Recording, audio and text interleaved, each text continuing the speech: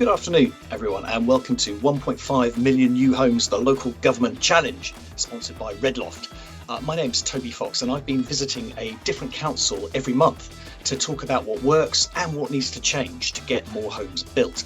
And for the last month, I've been in Camden, posting a number of videos on YouTube and LinkedIn and TikTok and other channels throughout June. And in this session, we're going to pick up on one of the threads that came out of those videos around municipal entrepreneurialism. And to dig into that, we're going to meet our guests. So let's welcome in alphabetical order our magnificent panel for today, starting with David Burns, who is Director of Economy, Regeneration and Investment at London Borough of Camden. And Anna Clarke, who is Director of Policy and Public Affairs at the Housing Forum, the cross-sector industry-wide organisation that represents the entire housing supply chain. We have Tom Conlon, Development Director at the housing consultancy Loft, and Sarah Yates, who is Research and Events Manager at Future of London, the not-for-profit network that provides knowledge sharing and leadership development and cross-sector collaboration for built environment professionals. Hello, everyone, and thanks for joining us. Now, before we move on to our main theme in about 20 minutes or so, let's get up to date with what's been going on recently. Dave, it's been a fairly momentous month for housing delivery. What do you make of the spending review and the subsequent announcements around the housing bank and industrial strategy and so on? Thanks, Toby, and hi everyone. Well, I think it starts off it's on the surface really great news with the announcement of additional grant commitment to affordable housing delivery, the commitment to funding and financing for housing delivery, for affordable housing delivery, potentially on better rates than might otherwise be available. And then from a Camden parochial perspective, there was specific mention of housing and housing regeneration around Euston, and we're in an early conversation with MHCLG about what that might mean for us to deliver additional housing in the immediate area around Euston off the back of the major investment that's happening there. So I think all in all, it's a good positive start. I think obviously there's some uncertainty for London, exactly how much is going to be invested in London, and I think from my perspective that's quite important for us to really support the JLA and their conversations in securing additional funding for affordable housing. I guess at top of my intray at the moment, in the world of planning, it's becoming increasingly difficult to get affordable housing secured through the planning system in London. There's lots of reasons for that, which are kind of well known, kind of combination of the different viability challenges that private developers are facing. Obviously history of complex planning policy, changing fire safety regulations, cost inflation, and the challenges RPs are facing in buying affordable housing from developers, and of course increased funding costs. And then there's been some recent appeal decisions that are proving incredibly challenging in terms of securing the levels of affordable housing that we might have otherwise expected to. So you're starting to see big sites in inner London with 10 to 20% affordable homes being submitted. So that's a real challenge, and I think hopefully the spending review gives us an opportunity for boroughs and the JLA to work together with developers to see if there's a way of either investing the additional grant money that might be available, or looking at the funding offer from the new bank, or through the Mayor's Housing Investment Fund that was also announced around the same time. But I think also as boroughs will have to examine, is there flexibility we need to start looking at in terms of what's in the Section 106 and infrastructure asks that we make. There might be some difficult choices for us to think about with our members in terms of the priority we give to different types of affordable housing. So hopefully this funding and the CSR can help with that. I guess my real concern is with permissions that maybe are going to might come through on appeal with lower levels of affordable housing. Actually, where it's private sale, even the government's own working paper on SME developers and on funding and enabling them to move forward showed that where it's in the 10 to 20% range, that actually slows down delivery of housing. And I think that's the real concern. So I think there's a lot of partnership work to do with developers and private developers in the planning system, but I think also boroughs will want to work really closely with the JLA on the different funding offers that we might be able to put forward off the back of the CSR.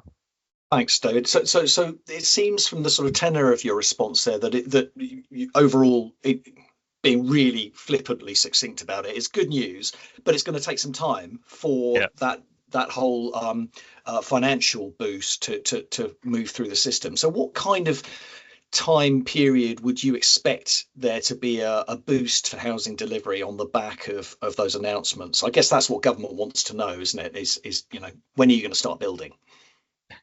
Yeah, I mean, I think there's if you take in Camden, we've got over 3,000 permitted homes just led by private developers. That's not including the Camden's own development sites. So I think that there is within that there's opportunity for things to happen immediately if there can be agreement around how the affordable housing funding and how the loan funding is distributed and how that can be agreed. So I really think that needs to be a real short-term priority for GLA and government, supported by boroughs and London councils, to get to an agreement on that, so that those things can start to deliver. And if they're in the system now, then it's going to be next year when they're actually starting to deliver, given the lead-in times that people are seeing at the moment. I think the caveat, I guess, is the building safety regulated process is definitely slowing things down. And so I think alongside that, the funding, there probably needs to be a concerted effort to look at how can that be speeded up, what resources does that organisation need, but also do we need to look again collectively at how it's approaching things, the policies that it's applying, and how it's going about its operations to also help speed up delivery. Thanks, David. Anna, lots of threads to pick up on there, and feel free to grab any of them that you like. But I'm particularly interested in this. There's an idea that government was told that if it fixed planning, housing would get delivered, so it fixed planning, and then it was told no, actually you need to provide lots of funding, so it's fixed planning and it's provided lots of funding, and now it's but you've also got to sort out the building safety regulator. So is how realistic is that? How cynical is that view, and how do you see the kind of future for housing delivery, the immediate future for housing delivery?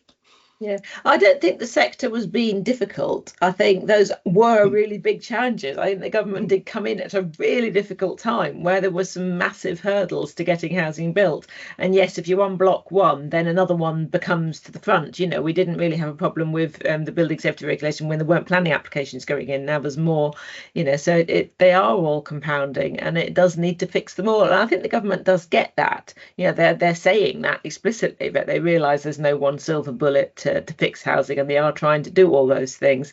I mean, yes, outside of London, the building safety isn't such an issue, of course, but in London, the regulator is a massive issue, and I see that the head has just resigned as of today, so that might bring about some longer term change of direction, but it's not going to help in the short term, I would have thought. So yeah, absolutely, that needs to be adequately staffed, and it probably does need a change of approach, as David was suggesting, to more feedback so that people understand, because it's turning down nearly half of the applications that it is managing to determine, albeit that only 20% in total. Most of them are just sitting in a big heap, as far as we can tell, at Gateway 2 at the moment. So it's not going anywhere near fast enough, but when it's very frustrating if the things get turned down for people and they have to start again. So some more, if they won't give pre-application discussion, at the very least some feedback so that people understand what they've done wrong and what they need to do right. At the moment, our members at the Housing Forum report that they're kind of grasping in the dark and they don't know what they need to do to be successful. Yeah, absolutely. Now, audience, you're very welcome to post questions into the chat if any arise during the conversation, and we'll pick up on them as we go. And another aspect of this is this kind of London versus the rest of the country theme that's been picked up on. At least in London, it's been picked up on. How real is that, do you think? In what sense do you mean, that there's a kind of conflict between them, or? Well, Dave's concern is, how much of the spending boost is actually going to apply to London, where there is great need, although there may be a perception that London can kind of get on with things by itself. Yeah, I mean, London has relied more on Section 106 compared to grant funding, compared to areas with weaker housing markets. And that's particularly difficult at the minute where Section 106 isn't able to provide the cost subsidy you'd want it to. Hopefully, that's a bit of a temporary problem because in many parts of London, the land values are high. And what needs to happen is that developers need to be factoring in a lower sales value for how much they'll charge for their Section 106 houses they sell to RPs, and factoring that in what they pay for land. At the moment, they've all bought land under a different policy framework, not knowing that the construction costs would go up by 50%, that the RPs would suddenly lose all appetite for developing because their money's going into their existing stock. So that we're going through a period of adjustment at the moment. I would hope that the Section 106 will come back a bit, but that's not going to be quick. Probably a few years off before we really start to see that filtering through. So in terms of grant, I would guess that they'll give a similar proportion to the GLA as they ever have, but the costs per home is more in London. Yeah. And if the government persists in pushing on social rent, the social rents are very low in London compared to the build costs and the land costs and so forth. So that will make it very challenging to put the numbers up in London. Great, thanks, Anna. So, Sarah, are your members buzzing with excitement at the news from a couple of weeks ago at the comprehensive spending review? I think they are, yes, but there's obviously caution, as Camden, being one of our member organisations, is thinking as well, and I think there is that gap that's been mentioned in the sense of partnerships is obviously a key message. Continually, I'm trying to think about how councils can work in partnership with the private sector, with developers. That still is right at the forefront, in the sense that yes, there may be some more funding available, but it's still about those kind of collaborations going forward that are going to be so important. So yeah, it's a really positive message. We know from working with councils every day how much great talent there is, and that they are delivering in adversity with some very significant challenges, obviously viability being a key one, building safety another. But yes, it's an optimistic picture, and we want to kind of capture optimism, but thinking, I'm sure that we'll come on to this topic around the idea of working in partnership more as we go forward. And part of that idea of sort of mission economics is to build optimism, isn't it? To build a kind of positive mental framework across all the different sectors. But I can't help but doing this kind of reductive thinking that a journalist tends to do, which is okay. So next thing, we're going to solve the building safety regulator. That's great, but then we get to the skills gap. And that's going to be the next big hurdle, that we've got money, we've got regulation in line, we've got planning in line, but actually there aren't enough people to build the homes we need. How does Future of London see that gap, Sarah, and what's being done about it? Yeah, there is a skills gap, and everybody acknowledges that. There's a lot of inherent strengths in the public sector. Obviously, delivering with purpose is and delivering for the public good is a key thing that is driving we're doing.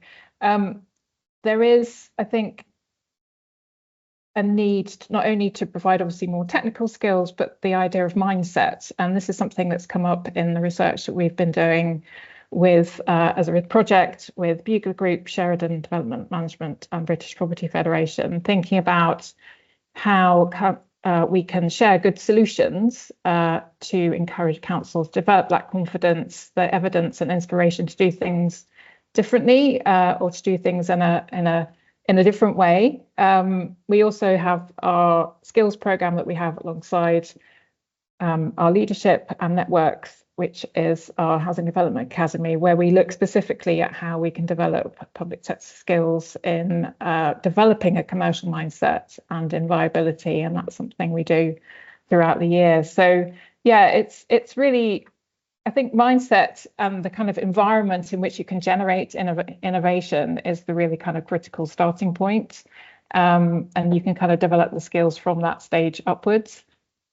Right, we're going to come straight back to that. We'll probably come back to that, won't we? In a couple of minutes, yeah. But before we do, let's give Tom a chance to comment on the spending review and on what you've heard so far, Tom. And Interested in your thoughts as a company that's working with a number of different councils across a number of different areas.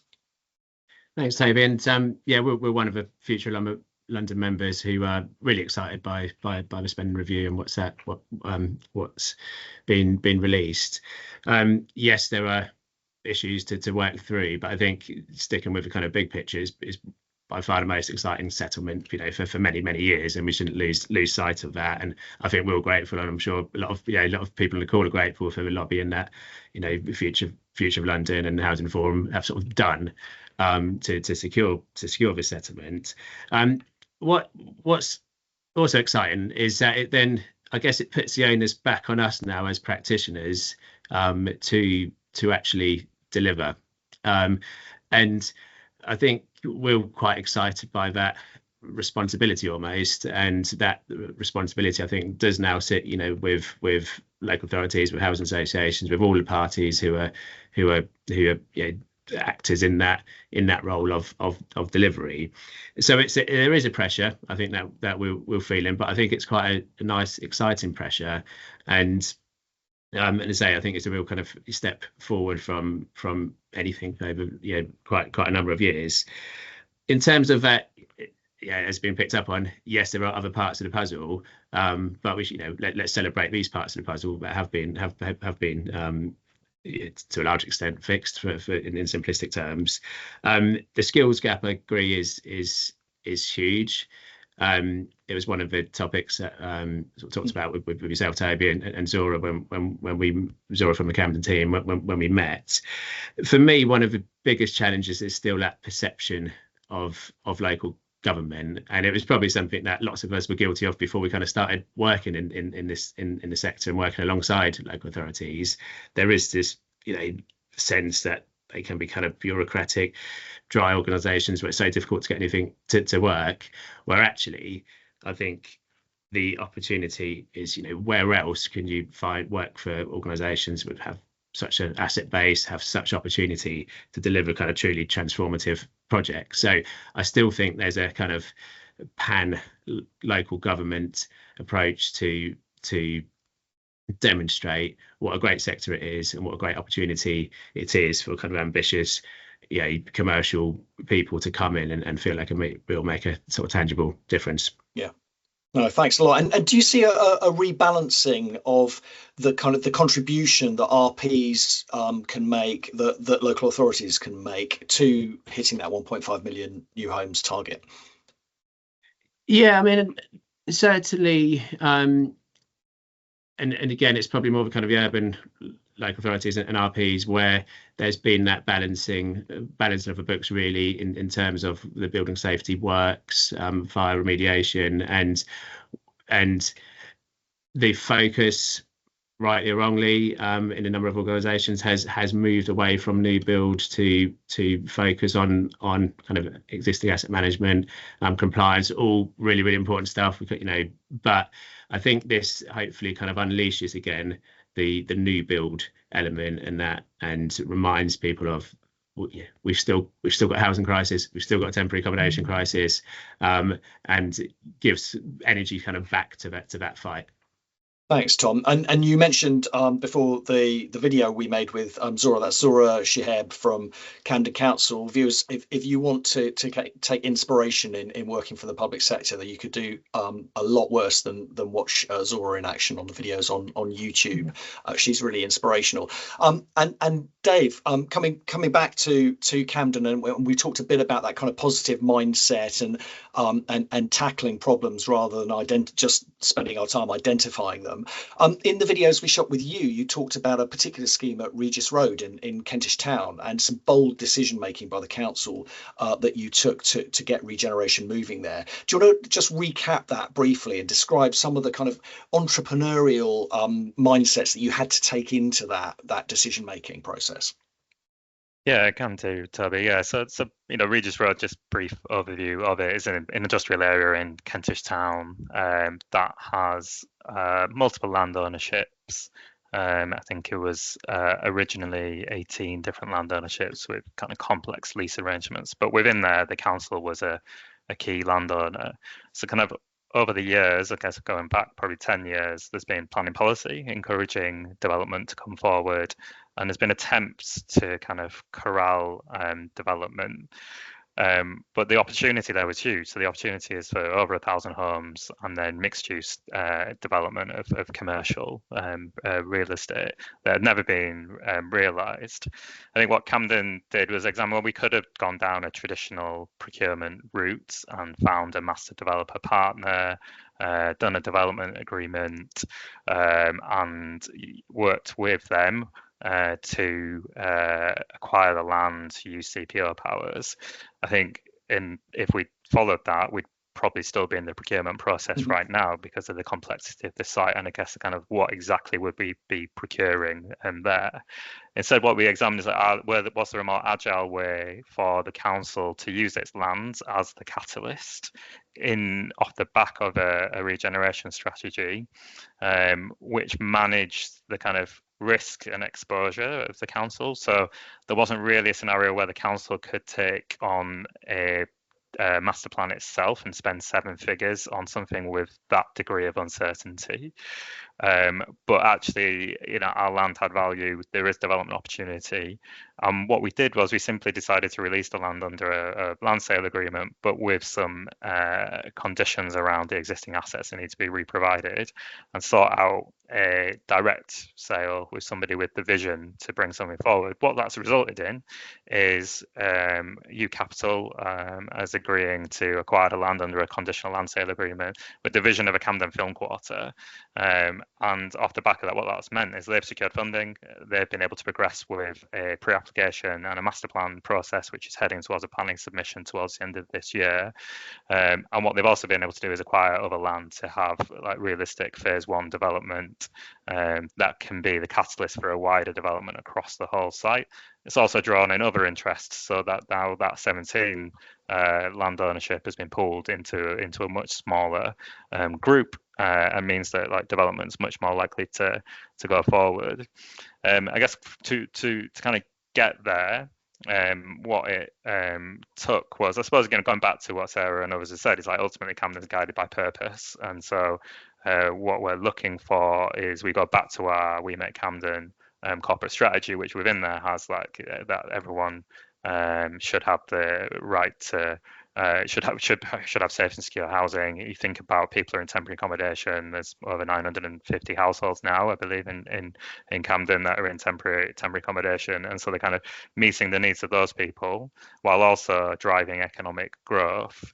Kind of what are the kind of options to get there, and it was partly about the kind of trust within that framework that we as officers have built up with our elected members in order to kind of steer through something which from the outside might be seen as controversial or might be seen as a higher risk proposition because it didn't involve a procurement. It was just a land sale. Procurement would be the traditional way that a council might choose to bring something like this forward.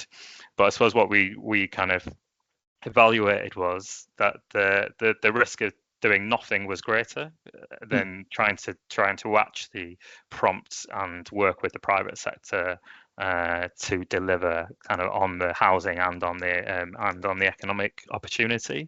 And I suppose going further than that, what we're now doing is using all of our levers on that site. So we have a updated planning framework which gives much stronger guidance and helps the developers get the funding that they need in order to proceed, because it's got some clear guidance in it. We're also going to use our compulsory purchase and land appropriation powers. That kind of principle has been agreed by our members, and that will enable us to secure the infrastructure across the site.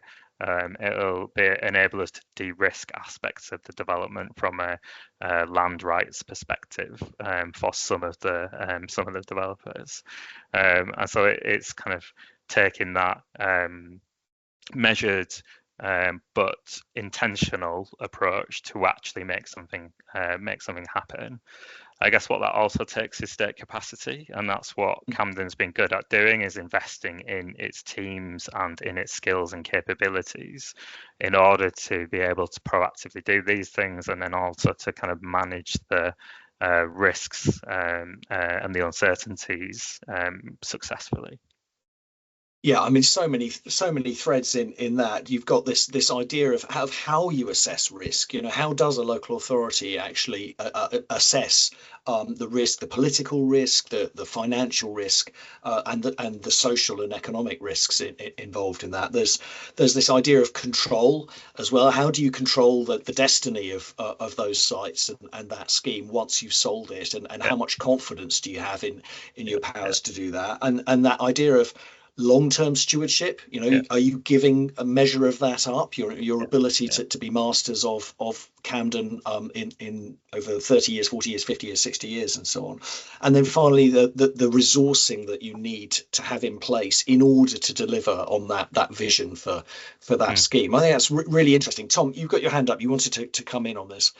Yeah, it was really kind of just a bit of a follow-up question to David on that. I think this whole idea of taking that risk and being kind of confident to take that risk as a local authority is really important. So for you, David, that is, say, on the face of it, that kind of Camden Film Quarter came with numerous risks. I think on your interview with Toby, you talked about you kind of went in with your eyes open, and building up that trust with members was obviously crucial to that.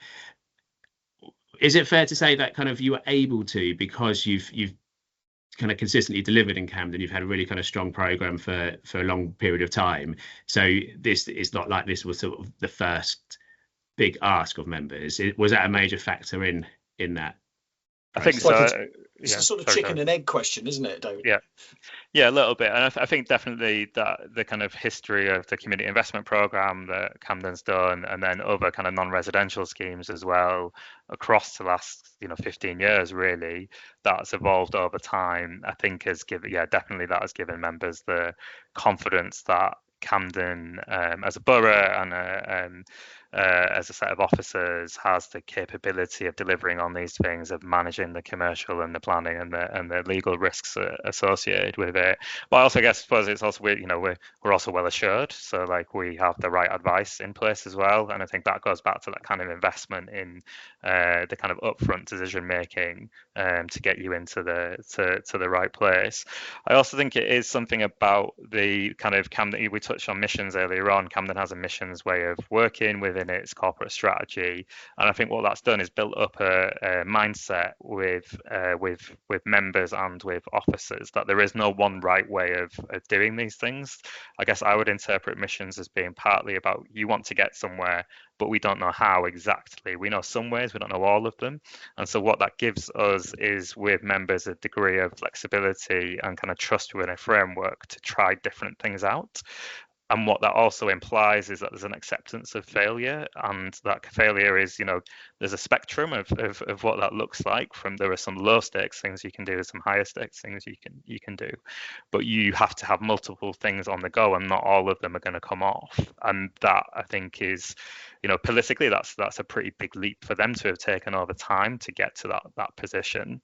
But I think it really does benefit Camden and people in Camden by enabling us to try different routes to delivery with different degrees of risk and uncertainty. And as I said earlier on, it accepts that risk of doing nothing might actually be worse than the risk of trying something in a controlled way to get to delivery. But there's something extraordinary about a council having the courage to accept that it might be wrong, that it might be doing something that doesn't work, and going ahead anyway, because if it does work, the prize is worth it, and doing nothing is an even worse end solution. It's really an inspiring story, David. Anna, I know when we were preparing for this session, you wanted to focus on what the spending review and also the announcements around the housing bank had to say about the government's willingness to support this kind of entrepreneurialism. Yeah, I think they're pretty positive. I mean, I think on the AHP funding, it looks like a good amount. It's 10 years rather than 5 years, and that's quite significant. That's saying, we want to give the sector the certainty it needs. And the actual amount, if you factor in that they're looking to do more social rent, and 10 years worth of inflation is not that spectacular. But I think the housing bank is a very positive development, and it's trying to be more creative, more innovative, and to get different types of housing in. This is, despite being a Labour government, they aren't totally wedded to social rent as being the only thing that matters. They do recognise, the 1.5 million houses is a cross 10-year thing, and that it's a cross 10-year solution that we're pushing for. So I think that is, the housing bank is recognising that. So it's a variety of different ways of underwriting borrowing and leveraging lower cost borrowing. Some of it specifically earmarked for the social rented sector, which should unlock stalled sites and that sort of thing, and some of it's targeting at higher risk sites and at SME builders to try to kind of get those sectors moving again. So I think it is showing a kind of long-term commitment, and the fact that that's going through Homes England, because they have already set up this National Wealth Fund, which is doing a similar thing with lending, but instead the housing bit is going through Homes England, which gives that tie-in with place and funding it together. So what's the right model for this area with its needs? And I think that's very positive too, that it's a government that understands the kind of locally based nature of housing and how we need different things in different places. So I think that's all very positive, really. But there is, like, it's part of my job is going to be to be the devil's advocate. So is there such a thing as too much freedom? So these things are all going really, really well until they're not, and until things go wrong. So what would your take be on that, given the breadth of your knowledge of the public sector and also your cross sector representation right across the supply chain?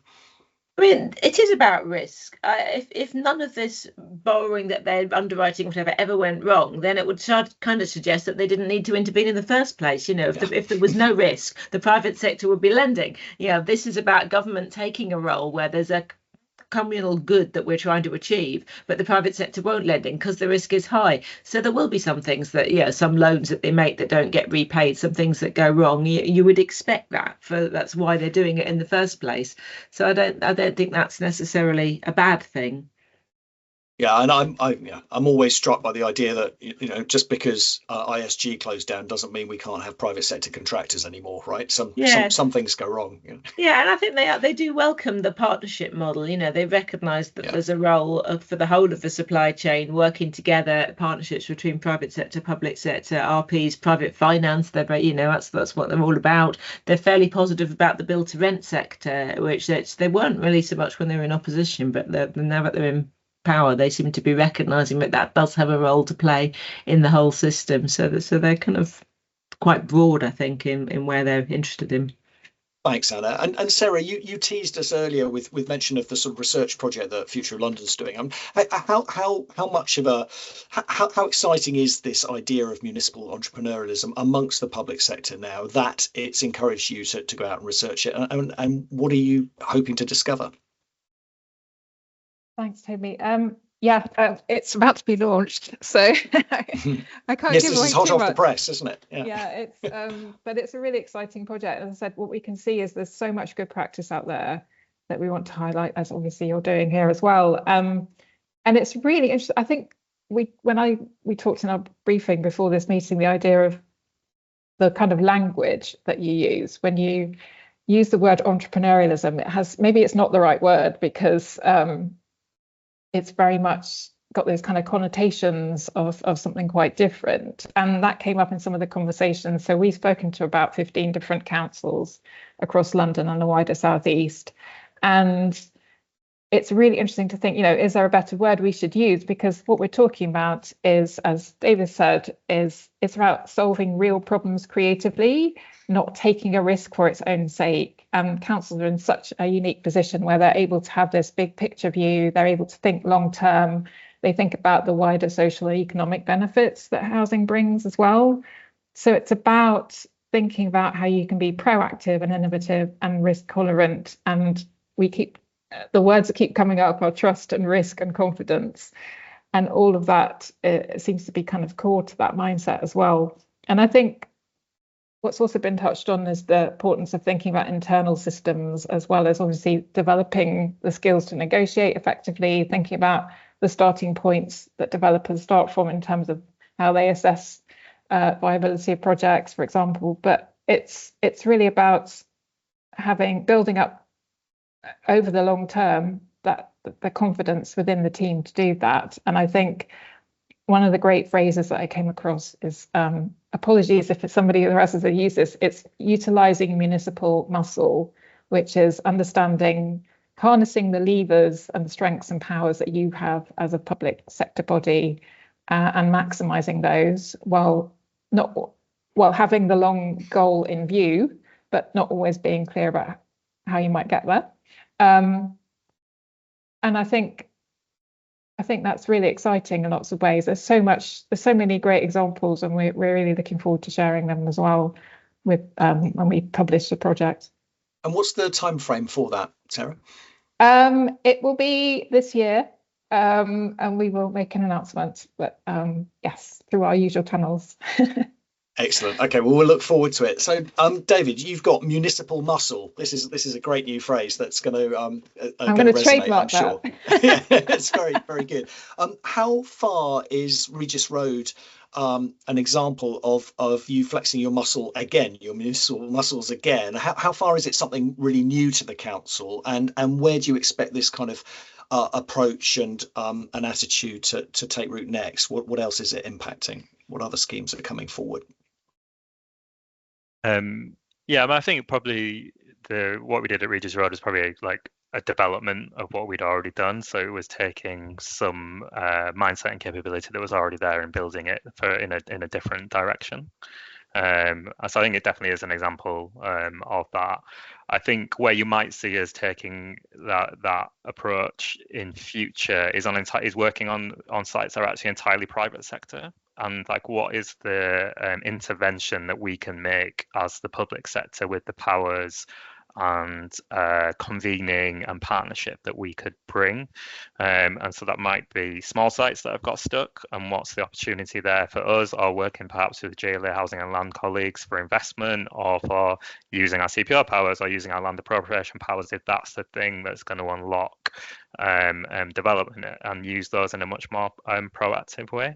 I think what we'll continue to do is through our own direct delivery, through our housing revenue account where possible, although as with a lot of councils that's facing challenges, as Tom alluded to, if we need to keep investing in our existing assets, there's all of that we've got to keep doing. And so there's while schemes might be viable, if effectively there's an affordability borrowing problem within the HRA, so we'll continue to do that where we can. But what that might then also expand into is to looking at new sources of funding and financing, with perhaps not with developers but with funders directly, and there are examples out there in the marketplace. Cambridge has got an investment partnership that is delivering housing. Others have worked with institutional investors to get housing schemes up and running. I think that's probably where Camden will be exploring seriously, in order so that it can keep developing and it can keep going back to the kind of purpose. And the people are in temporary accommodation, are sometimes in very that's not a great place for a kid to grow up. So we want to use every available avenue we've got in order to keep delivering housing and keep delivering affordable housing, in particular. And I know go ahead. I was going to, on the municipal entrepreneurialism, we should just shout out to Pat Hayes, who I'm pretty sure came up with that about 15 years ago, and I did work for him at Ealing at the time.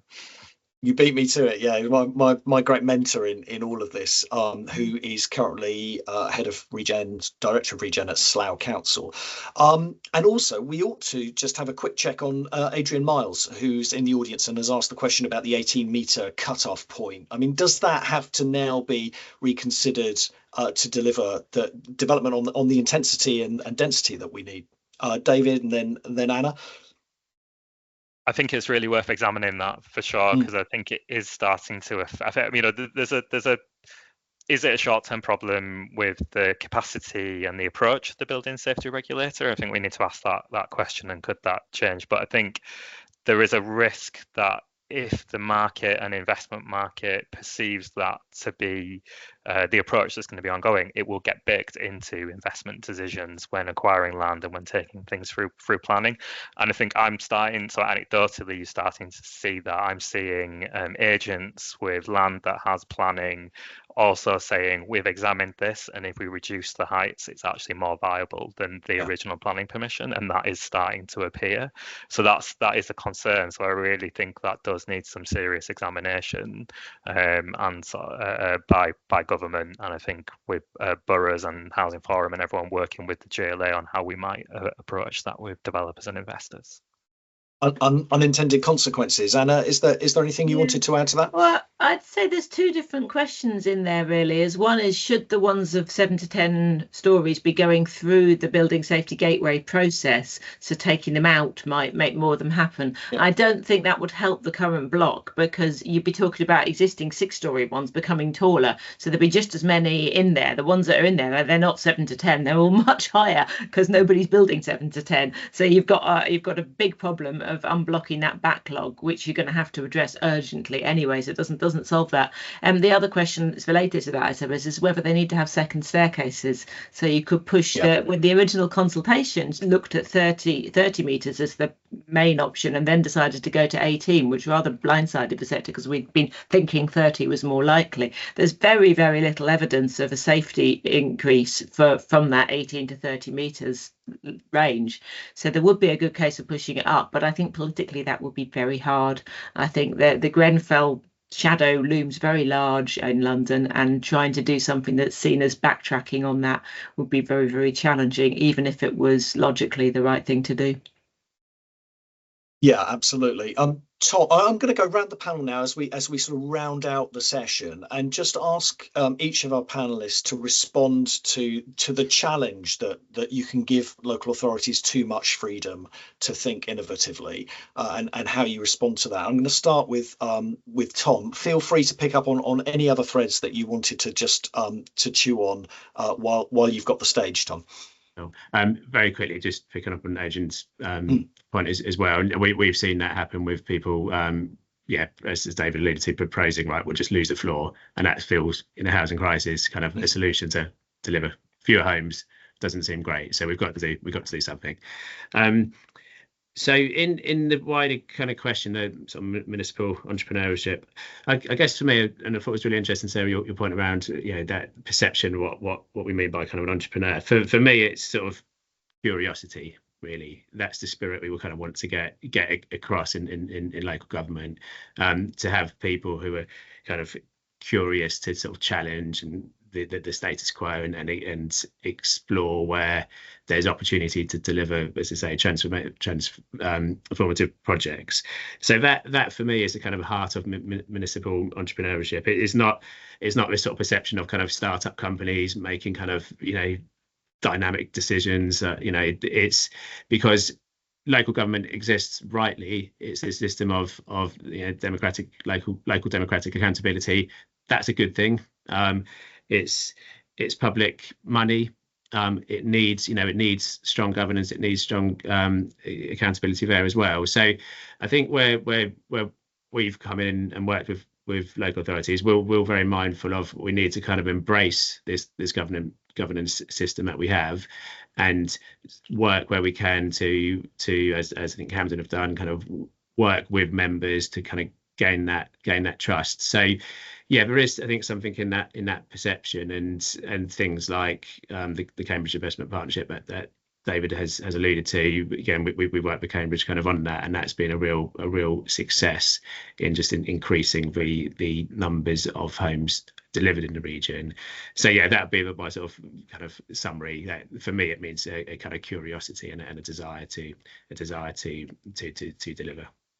Thanks, Tom. And I wouldn't want to put words into Pat Hayes' mouth, but I think one of the things he was getting at was with that phrase was that idea of people working not necessarily within the system.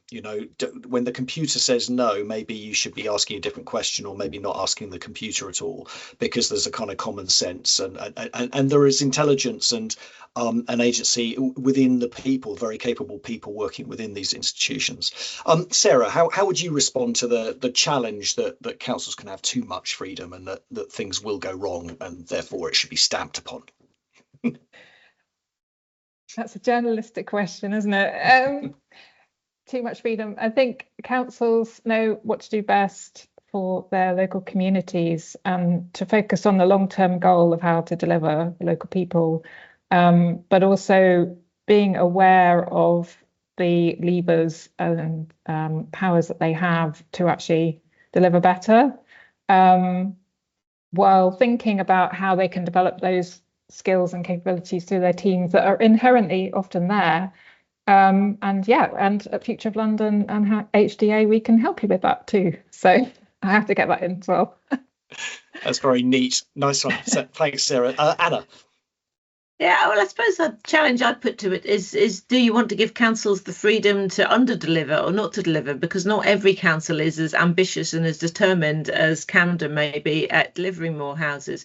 And no one council can build its way out of the housing crisis either. We know that people move across boroughs, so you can build as many homes as you like, even if you're not a London borough that's bounded, and people will just move into your area. So we do need a collective solution. I can see why government pushes housing targets onto areas to try to make sure that everybody does build their fair share, but in terms of how they find the solutions, you wouldn't want to constrain them. If it's working, it's working.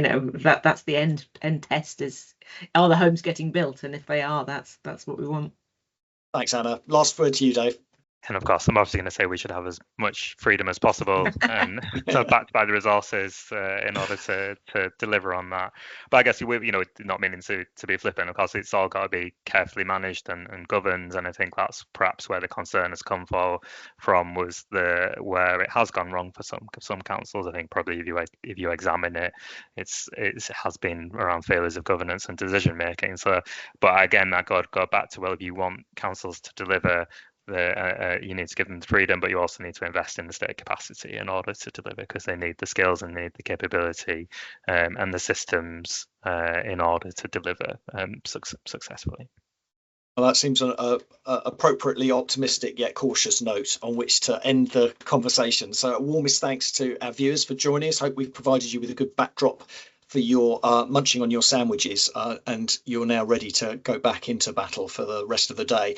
And before you do that, if you could join me in thanking our viewers virtually with a round of internet applause for David Burns from the London Borough of Camden, and thank you to Anna Clarke at the Housing Forum, and thank you to Sarah Yates of Future of London, and thank you Tom Conlon from Loft, both for your contribution to the conversation and also for the sponsorship of Loft, which has made the whole webinar and the whole Camden season on 1.5 million new homes, the local government challenge, possible. And thank you, audience, for sticking with us during your lunch hour. We're going to be back on Tuesday, the 16th of July, so not far away, in order to beat the holidays, with the London Borough of Brent. So watch out for our video interviews from Brent, which we start publishing next week. Thanks also to Adrian Mars for your question. And in the meantime, between now and 16th of July, thanks again to everyone at Camden Council, everyone at Loft, and to our audience for your contribution to 1.5 million new homes. Thank you very much.